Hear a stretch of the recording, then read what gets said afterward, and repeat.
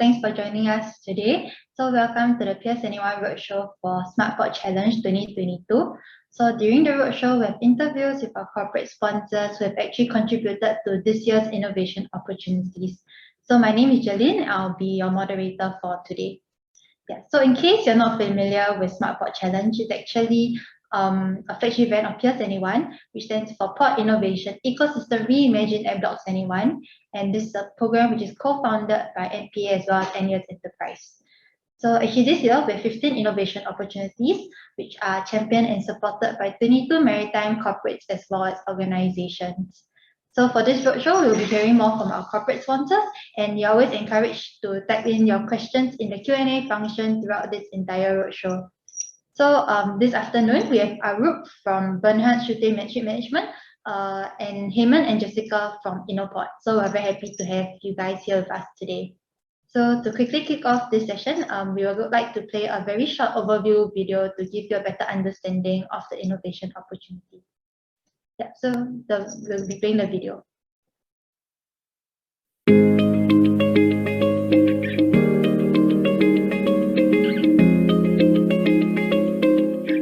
Clean drinking water suitable for human consumption is crucial to the health and well-being of seafarers.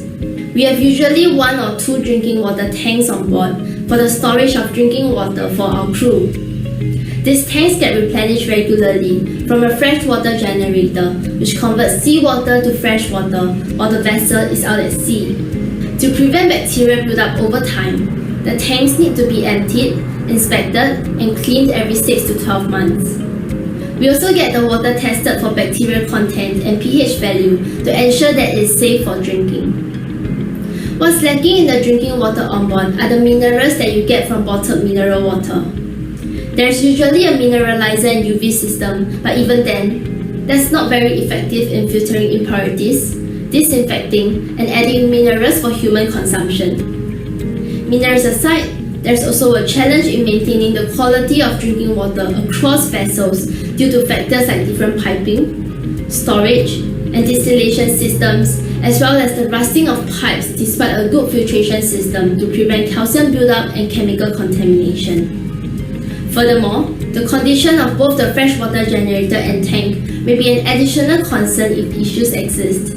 Bernhard Schulte Shipmanagement and INNOPORT are looking for a sustainable solution that will provide drinking water that's equivalent in taste and mineral contents to that of bottled mineral water without the plastic waste.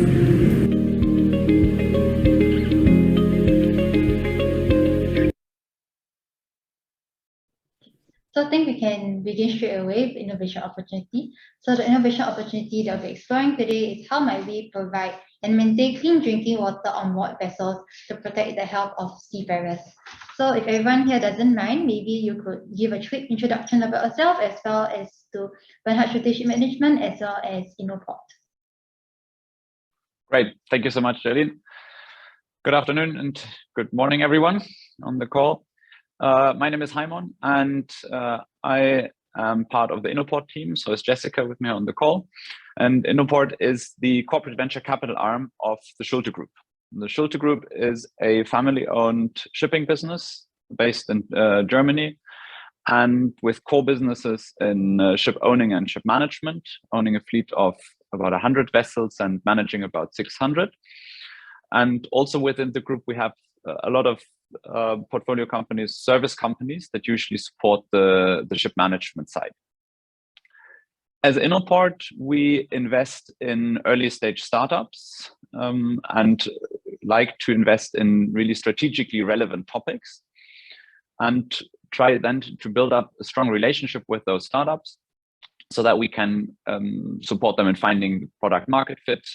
We may be able to run pilot projects with them, or even become a customer and help them grow within the industry. With me on the call here is also Arup from Bernhard Schulte Shipmanagement. And Bernhard Schulte Shipmanagement is one of the largest ship managers in the world, managing a fleet of, as I said, about 600 vessels, and that contains about 20,000 crew in our pool.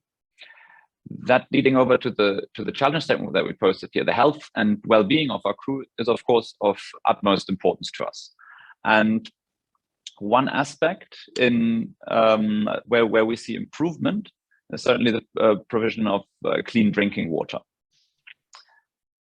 The status quo, as Jessica explained in the video, is that we have those 1 or 2 drinking water tanks on board. They are filled either from shore or through the freshwater generator. But to monitor the safety and to really to provide safe drinking water, to monitor it constantly is required, and the cleaning and the treatment is also done every few months. In the end, it's still lacking some minerals. The taste is sometimes funny as well. And then a further problem is sort of the piping from the tanks then to the tap.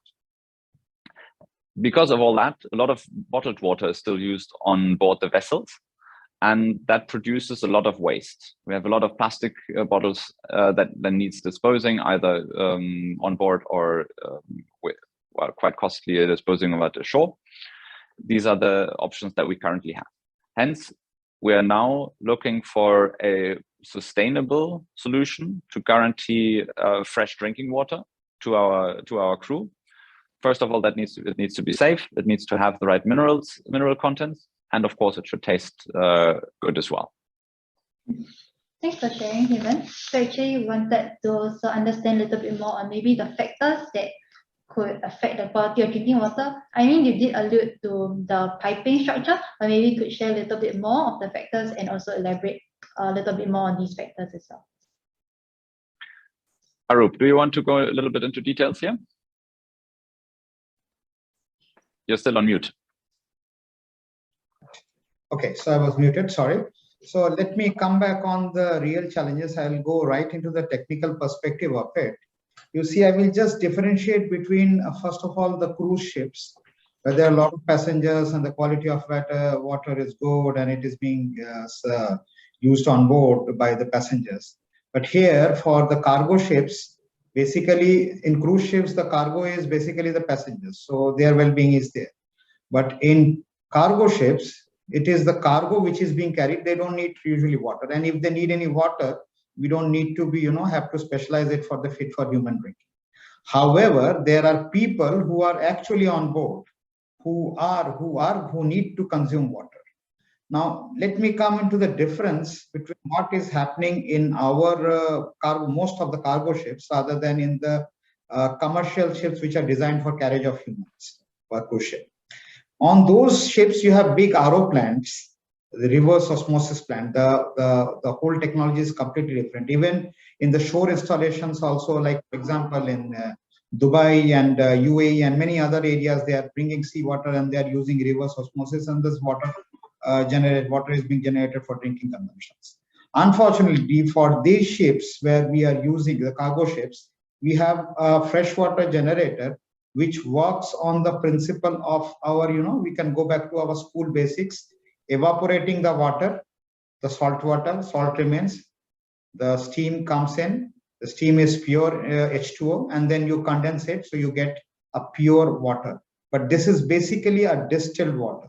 Now, distilled water is not considered to be, very good. I mean, there is no international regulation prohibiting same that you cannot consume. But when you go to from the medical perspective or from the health perspective, these are lacking minerals. Now, what minerals are there? Normally, the fresh water what we are consuming on board, what kind of minerals are there? We have calcium, we have magnesium, we have potassium, we have sodium, we have bicarbonates, bicarbonate, calcium, bicarbonate, magnesium, bicarbonate, potassium, bicarbonate, and most of important, we have iron and zinc. Now, these things, since you can understand, we are just evaporating the water and condensing all these elements which are there, although they are in the seawater also, these are missing. So the fresh water which comes out, it lacks in two perspectives. First of all, it is distilled, so it is just pure form of water which lacks mineral, number one. And number two, it tastes funny. So when a crew member, forget about a crew member. I mean, when a person, you give him a water, he tastes it. Maybe it's a pure water. He doesn't feel like drinking it. The taste is not good. He feels it's bad. This is one thing. Second thing is the health perspective. Obviously, these crew members who stay on board, they stay for long times. I mean, I will say the contracts which they serve on board is from 4 months to 9 months. Now, for 4 months to 9 months, consuming this kind of water, which lacks mineral, may not be very good for the health. So what interim solution, what people have found is, okay, we supply bottled water. But as Haymon has already described, that the bottled water is, first of all, it is coming in plastics. A huge waste. I mean, huge plastic is generated. Number one. Number two, you must have also heard that when you store bottled water, you cannot also store bottled water for a long time, because the plastic also slowly decomposes and some elements go into the water. So normally when you buy a water from a store, from a convenience store, you consume it within 2 days, 3 days, 5 days, 1 week. You don't keep it for months. But here we are buying it, we are keeping it for months because the ships are going for a long voyage. So here, this is the first challenge, why this bottled water also is not a very good option. I mean, okay, you are supporting the health, but it may not be sustainable. The sustainability. Today we are talking about sustainable existence. So sustainability is affected, number one. Number two, the second part of the storage of the water is the storage part. Now, these freshwater generators, what we are using, we are generating water from the seawater, and these are being stored into tanks. Now, these tanks are clean tanks, but then every component of a vessel is basically a metal-based structure. So when the water passes through it, the metal, is a very reactive thing. So it will always react with things unless it is properly protected. We protect it. There's a coating, and there a lot of things are there. But then there are some wastage in the pipelines or in the transmission, and then those impurities can also get into it. So what we are looking for is a sustainable solution for freshwater generation, which can be consumed by the people. Now, one more question is coming that one may think that we are not. Let me give you an idea. The amount of freshwater we generate on board, it depends upon the size of the freshwater generator. We generate about huge lot of freshwater. It depends from 10 tons to 30 tons, the size of the freshwater generator, size of the ship and all. Now, all the freshwater is not used up for the human consumption only. I mean, you can imagine 10 tons of freshwater per day is a huge amount. There are a lot of other things which are used for technical purposes. So those are transferred to the tanks which are used for technical purposes. But main issue is the human consumption. That is also coming from the same tanks. So here we have to address this issue. Second part is disinfection. Now, third part, sorry, it's not the second part. Third part is disinfection. Now, any water which can come, it can have impurities. So what kind of impurities it may have? First of all, we are generating, fresh water from the seawater. Now, many places and also in high seas, a lot of waste goes on the sea. I mean, waste means I'm not talking about oil pollution or something. This our excretory waste, sewage. So there is something called, I don't know whether you must be knowing, there are certain anaerobic bacteria which are there, which can also be harmful. These also get passed into the system. So to disinfect this, there is all ships have a UV plant. So fresh water goes through it. And sometimes we do put a mineralizer also, but it is not so effective. And then we have a compressed carbon filter. The compressed carbon filter is a filter normally which you use in your home. I mean, you have at your home this this water dispensers. I mean, water plants. So you'll find when you open up, you'll find there's a small filter there, a hard filter that's called a compressed carbon filter. So this is the most effective type of filter. So that kind of compressed carbon filter is there. But that also is, it's not that effective. I mean, it is okay. It is effective, let's say up to 70%, 30% remains. Last point remains is that the taste. Now, the taste can only come with this adding of mineralizer, adding of these minerals. So we are looking for now many people have already come up with some solutions. Like what they are doing is the kind of water purifiers you have on board. They have tried to put it on board, but then the problem is we want to use something, any water dispenser or any water generator we cannot use. We need to use which is something which is certified and certified by competent authorities. Who are the competent authorities? FDA, let's say, for example. Okay, so IMO for the shipping community, the IMO, International Maritime Organization, have also set some standards. So it has to also match those standards. So what we are doing is to meet all these things. What we are doing now, we are either supplying bottled water, or what we are doing in some ships, they are putting this water in the tanks and then they are adding some minerals, some chlorine, then they are washing the tanks. Every 6 months you have to empty the whole water, inspect it, you have to send it for testing for how much chlorine is there, what is the pH value, what is the pH value to whether it is acidic or basic or not, because then it will be harmful for the health. Then if there are any bacteria are there. So all these things, these challenges we want to avoid. We want a sustainable solution which can give one solution fit all. Okay. Okay, sorry, maybe I have. Oh, no, you can go ahead. You can. Yeah, but I think it will be better when I get some questions. I can ask. I can give specific answers to the queries if I missed some. Okay. Thanks for sharing. I have actually a quick question, because you did mention that you use a compressed carbon filter as well as a mineralizer as well as a UV system to kind of make sure that the water is clean. But I wanted to also understand a little bit more on the coating, because you did mention that the water has to pass through several pipings, and some of the coatings actually go into the water. Can I just understand a little bit better maybe what has currently been done on this, any previously tried solutions for this? Yeah, so that's what I was explaining. There are two solutions which are existing. One is the easy solution, which is supply bottled water, which actually is not a solution. It is basically an interim solution to address the crew health, but that is not actually helping us. The second part is there are some ships which are running with mineralizer, UV system and compressed carbon filter, but that does not give an effective result. So many companies are now coming up with their own system, a dispenser system, which will take the water from the freshwater tanks through a different set of pipeline, different input, and it will add the mineral, it will purify, it will disinfect, and then it will deliver as dispensers what you get at home, similar dispensers to be fitted on board at various locations where people can go fill up their bottles and drink. Thanks for sharing. Just encouraging everyone on the call, you can just always put your questions into the Q&A function. Yeah, so one question. So given that different vessels have different piping structures, etc., does that mean that the solution will have to be customizable to each vessel? Actually, more or less, the structures of the ships are more or less basic.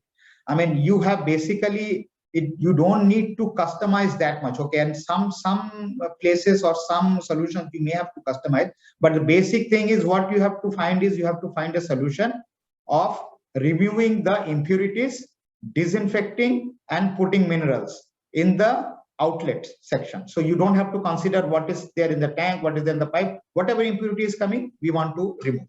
So solution that solution can fit every ship. Okay. Haymon, would like to? I think this is a very important point, because obviously if we tackle the problem at the side of the tank, then there will be some differences in whatever comes then for the distribution of the water within the ship.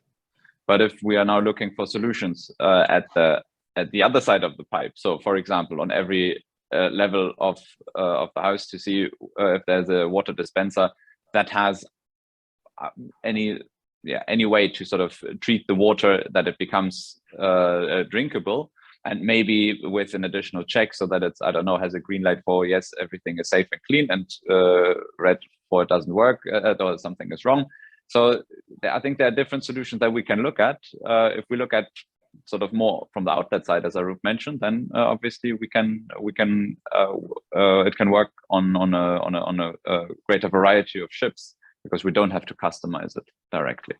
One option what I will mention is the solution can be in way of two ways.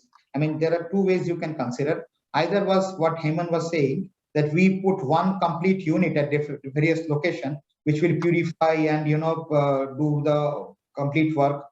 Pipes are directly coming to this unit and to each deck or each location. Or you can have a central unit which is doing the whole work, and then with PVC pipes you distribute to various locations. So basically, you don't have long sections of pipe which are actually prone to damage or impurities or something coming inside. So we can have two solutions. Okay. Haymon, would you like to add? No, I think that covers it very well. And I think there's one more question coming in right now. Okay, yeah, so we have another question. What are some industry-specific challenges that a solution provider should take into consideration when developing this solution? What are the industry-specific challenges that a solution provider should take? Okay, you see this right now, there are a lot of people who are giving a solution, but there are three things to it for when a solution has to come. Number one, it has to be sustainable. Number two is the cost viability. And number three is it should be as much as possible maintenance free.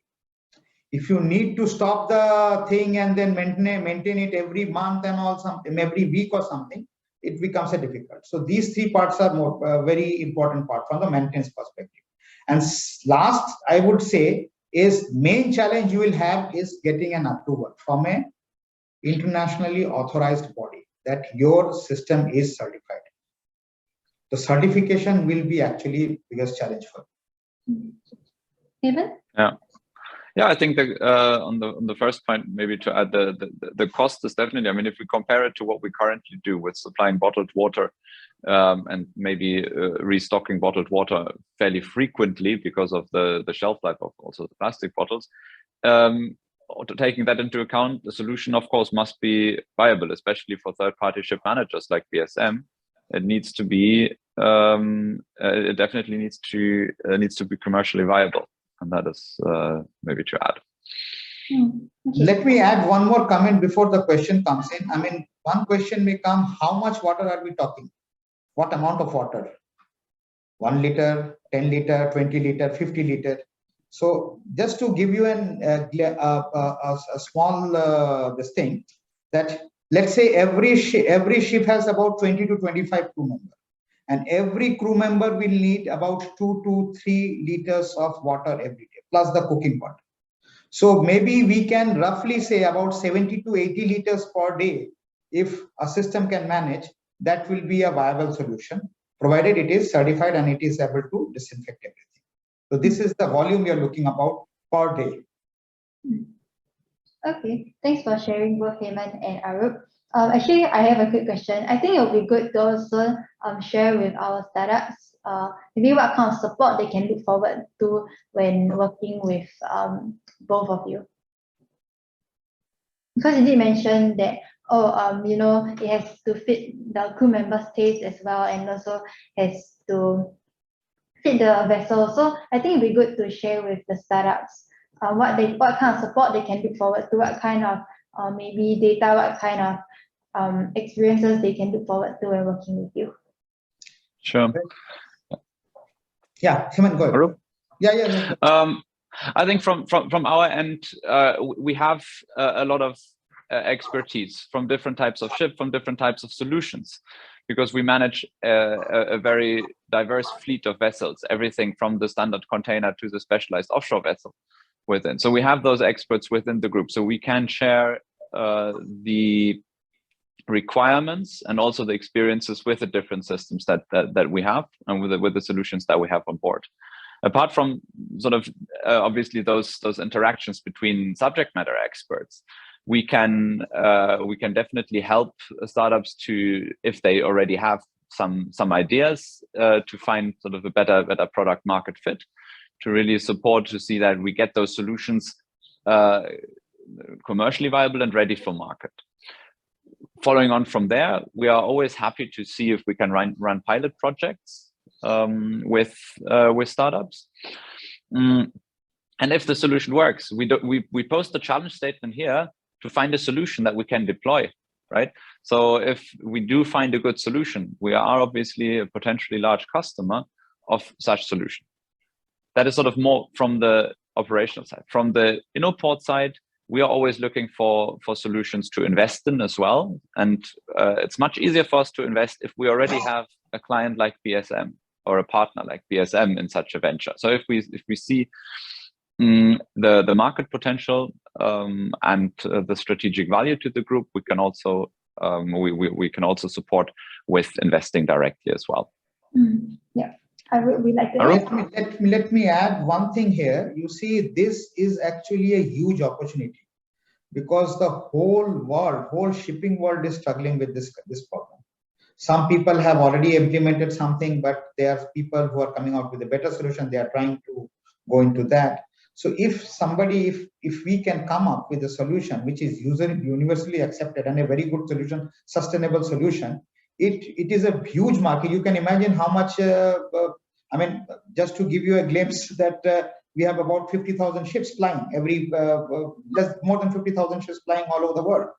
So even if you catch a fraction of it, if you can find a good solution which actually the shipping companies will accept, you have a huge opportunity, a big opportunity. Yeah. With 50,000 ships, that's 5 tons of drinking water every day, right? Every day, so that's... Yes. Okay, I don't think we have any further questions in the Q&A. So maybe we'll give it another 2 minutes. If anyone has any further questions, you can put it in the Q&A function. Maybe just one last question to wrap up. I know both of you did share a lot about the solution you're looking for and also the important pointers that the solution provider should take note of. But I think it would be good to kind of just give a summary of that. Maybe you could start with Haymon, or maybe any last words you'd like to share with our startups here today. I think pretty much what from our side, what we can explain has been shared, I mean, in great detail by Arup. What I would like to maybe put forward is really to say that we might have, I mean, we obviously know exactly what we're currently doing and what we might have some ideas of what solutions there might be. But we're very open to see if there is, I mean, that's one reason why we engage with startups as well. Maybe there is an angle that is very different and could work very well. So I would really urge startups to really think outside the box and come up with solutions that we probably might not have thought about yet, and propose those as well. We will have the expertise to judge and to vet whether it will be possible, but we're very much looking forward to discussions on that. Yeah, I would just like to say that, you know, shipping is something, till now, nobody has been able to, you know, run it from remote control. That is completely humanless. There are some experiments which have been done, only coastal, some remote, you know, without human beings they have run. But basically, the human element is going to stay there for at least another 20, 25 years, if not more. Mm-hmm. And as long as the humans are there, they will need fresh water. Yeah. To drinking water. Yeah. So this is something which is going to stay, which is not a short-term thing that comes and goes now. It will remain there. So when you make your solution, I mean, I agree with Haymon that your some ideas which is out of the box, which can, you know, nobody has thought about it, and which can give a very good angle to address this problem. It will be very much welcome. Thanks for sharing, Haymon and Arup. So as they mentioned, like there's really a huge market size and a lot of customers waiting for you to for this solution. As Arup also mentioned, you know, the human aspect of this will also be around for a really long time. So again, appreciate your support, Haymon, Arup, and Jessica, and for sharing us your insights as well as industry knowledge. So for the startups that are joining us here today, we encourage you to put forth your proposals and we will consider them, and you have the opportunity to tap on expertise from BSM and INNOPORT. So thank you so much, Haymon, Jessica, and Arup. I think we can go to the next slide. So we also have other roadshows that are happening. We have roadshow upcoming this week with BSO, and one more Ask Me Anything session coming up next week with ASMI and OSM Maritime. Yeah. So also please continue to follow us on our newsletter as well as on our LinkedIn page to get the latest updates. Yeah, so for startups, right? So if you're going through and accepted to the next stage, you'll be able to participate in the Accelerate program, and you get more interactions, more networking sessions with these maritime corporates to validate your solutions and also to gain more exposure to customers as well. So thank you everyone for joining us here today, and hope you have a good week ahead. Bye. Thank Thank you. Thank you. you. Thank you.